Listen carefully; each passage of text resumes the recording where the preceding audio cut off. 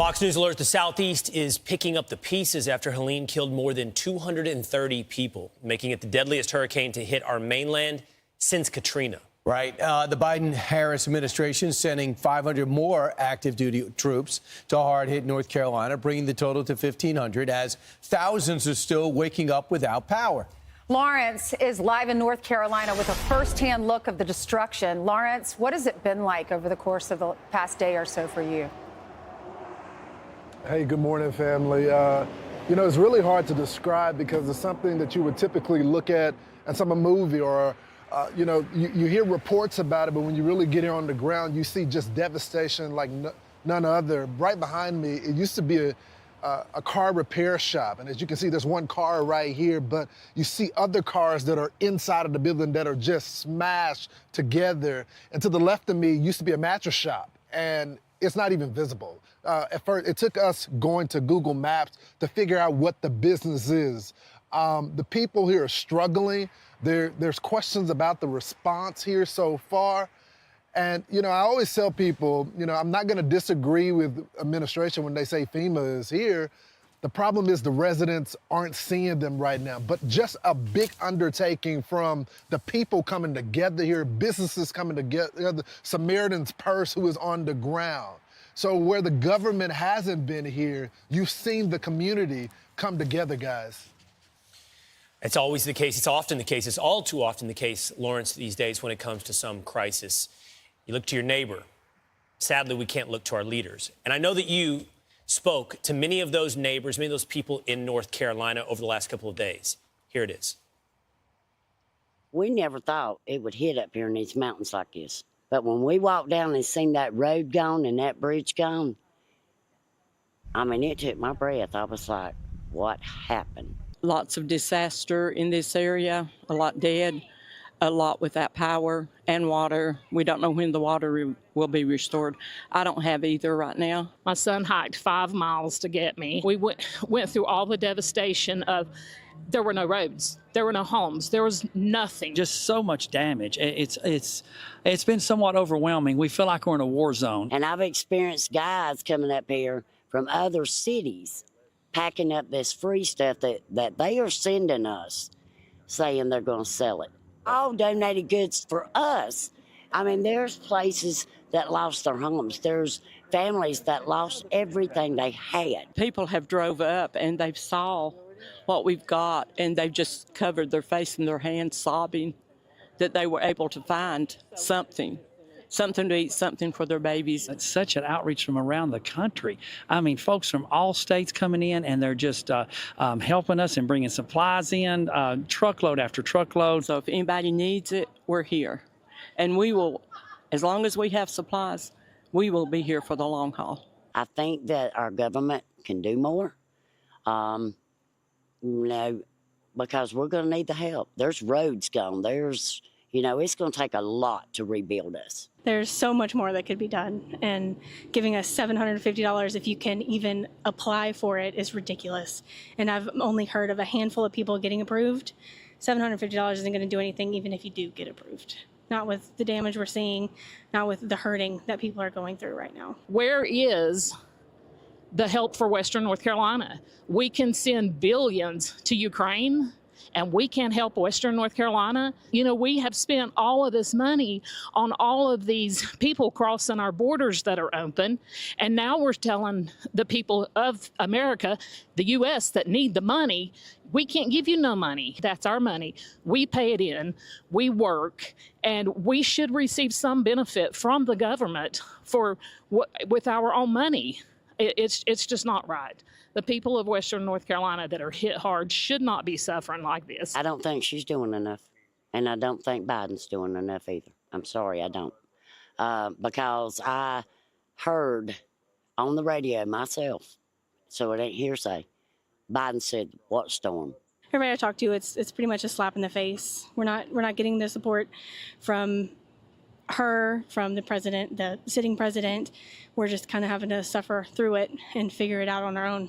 I would say to Kamala Harris, this tragedy did not happen in a nice neighborhood downtown Asheville.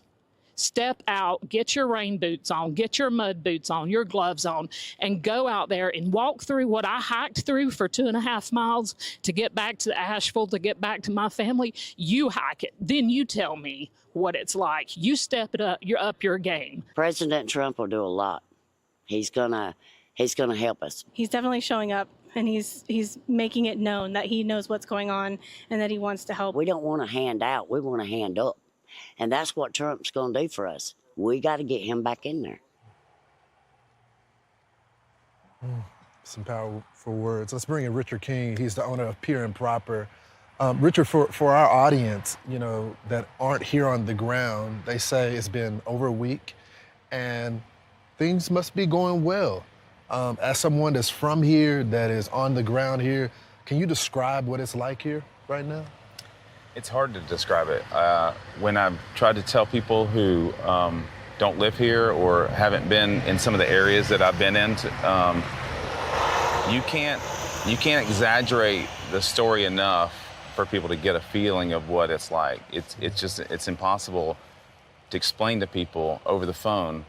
It's just like it's trying to explain a rock concert. Like some of that stuff, you just have to be there. You have to feel it, and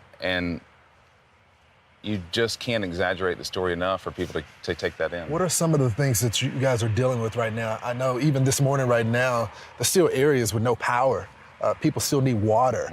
Mm-hmm. Is that just the start of the issues here right now? Yeah, there's no water. We live in Black Mountain, just 10 minutes up the road.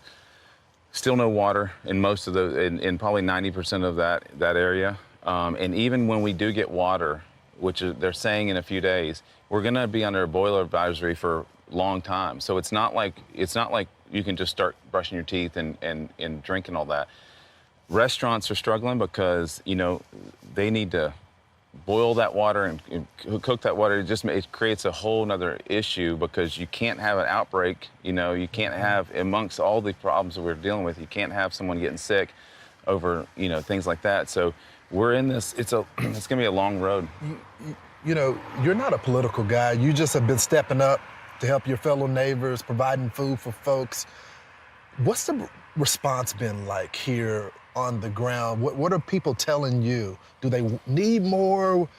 What's the overall vibe here? Honestly, I mean, what we're doing is we're pulling restaurants and culinary people together to create a place for them to cook. Because we got cooks and dishwashers and people that are sitting at home, and I'm like, no, let's get to work. Let's get after it. Let's serve other people. And the response from churches in the area, places like Valley Hope and Swan Oak Christian, Black Mountain Presbyterian, they've all been pulling together and it's incredible to see what they're doing. And, we're not waiting on help. We're creating the help. And so that's what we're doing. And it's beautiful. I understand the situation, but it's beautiful to see these people just get after it. I know people in this area, they're Appalachian people, they kind of the butt of a lot of jokes, but these are the people that you want in your corner when this kind of stuff goes down, because they are ready to get after it. They're ready. They got a chainsaw, they got a track hoe, they got some sort of piece of equipment. They're ready to use it, and they're not waiting for someone to come and cut the tree down. They're cutting the tree down. They're helping their neighbor. And, it sounds cliche, but it really is just a grassroots community effort to get stuff done to get it better. And we've been seeing it, brother.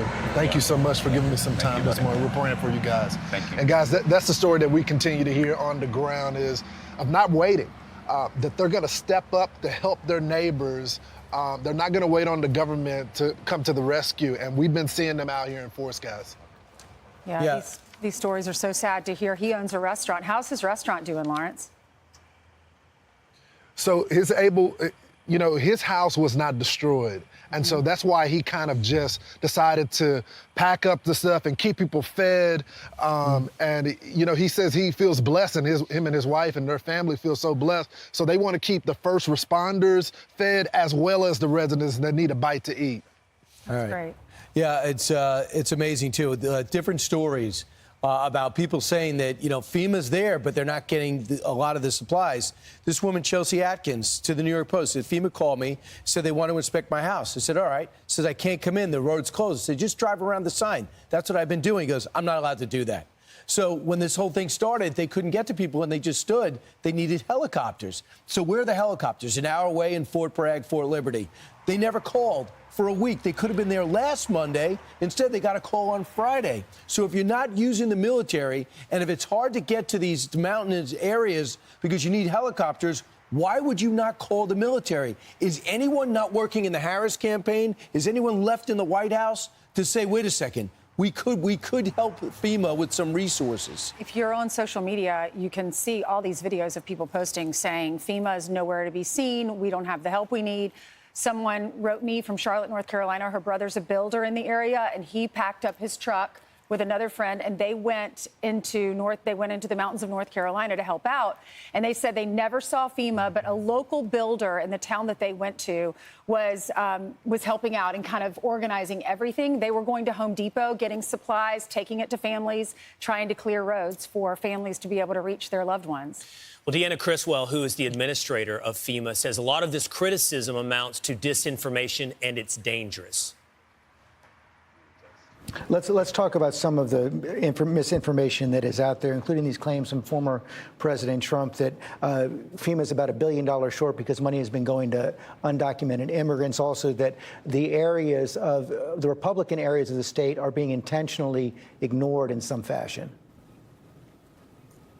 You know, it's frankly ridiculous and just plain false. This kind of rhetoric is not helpful to people.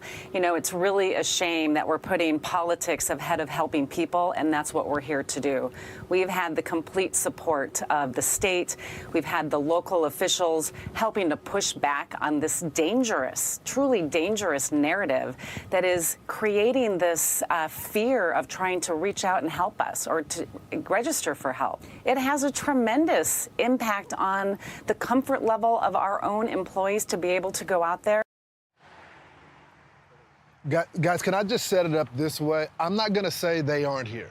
All right, I'll give her that. I'm not going to say that. But what I can say is the residents say they don't see them. I mean, what is worse? What is worse, for you to be on the ground and residents not see you, or you to be on the ground and actually not do any work at all for the people here on the ground? So, I mean, I understand their plea. I don't want any of these workers to be harmed in any way. But when you see Samaritan Purse and private organizations that are here on the ground, you wonder why FEMA is not right there with them. What if these private organizations weren't on the ground? And what I hear constantly from these organizations over and over again is that the government in many cases is making it harder for them to do their job. You think the people that we spoke to yesterday care about politics right now? They just lost their homes. They don't have running water. The last thing they care about is the next presidential election, guys. And you know, Lawrence, I have some personal experience with this from a year ago, having been in a position like you are right now in Maui. And what you find is bureaucracy and incompetence are most often the enemy. I'm in a group right 100%. Now that is trying to coordinate efforts in North Carolina. And it's the evil of incompetence, not the evil of intentions. And neighbors are more competent and they're more responsive than a bunch of people flown in from out of state who are, you know, adhering to bureaucratic law. Now, I will say, though, if you want to find something that I do think is evil, and that is the evil of priorities, and that goes higher up the political food chain. Right. And many people are talking about, as you heard there, well, what about the money we give to Ukraine, or we give to, you know, Kamala Harris is giving tweets out about money going to Lebanon. What about the money we give to resettling illegal immigrants? And what does that pull? Well, that's a source of debate as well. Does it pull from here? Does it pull from there? I thought Tom Cotton was really good yesterday on NBC explaining the nature of priorities. Listen to this.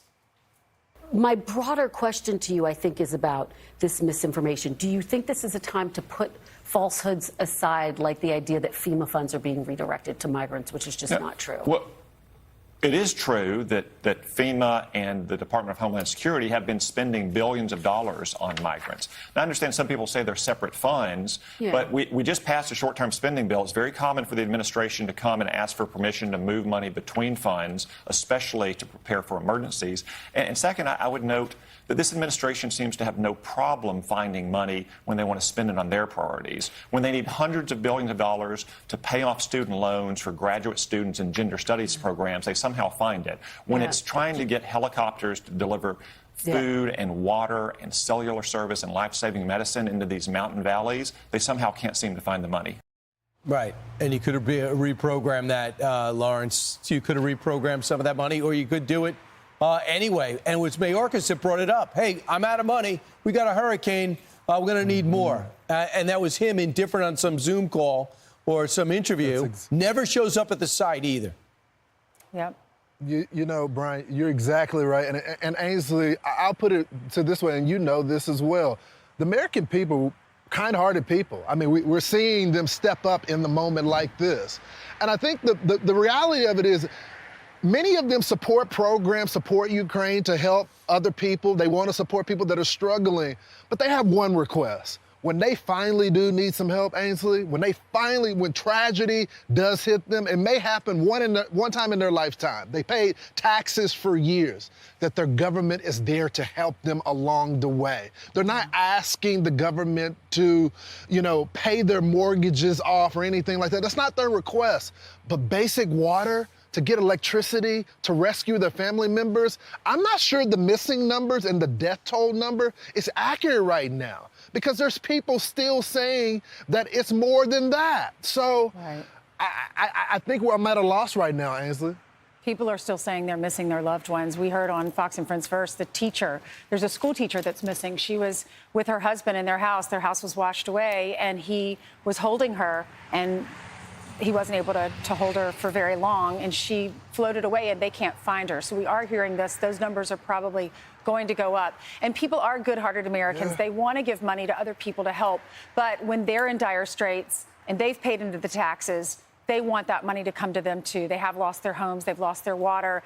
These are just basic necessities, and we do need to help them, and we need FEMA to step up. And really quickly, if what we're talking about is a crisis of leadership, it's about to be compounded as we're seeing the biggest evacuation in Florida in a decade. Yeah, they're going to get hit again. Hurricane Milton bears down again on Florida. Yeah, and we had the Speaker of the House on our curvy couch. Thank you so much, Lawrence. We're going to check back in with you throughout the show. Yep.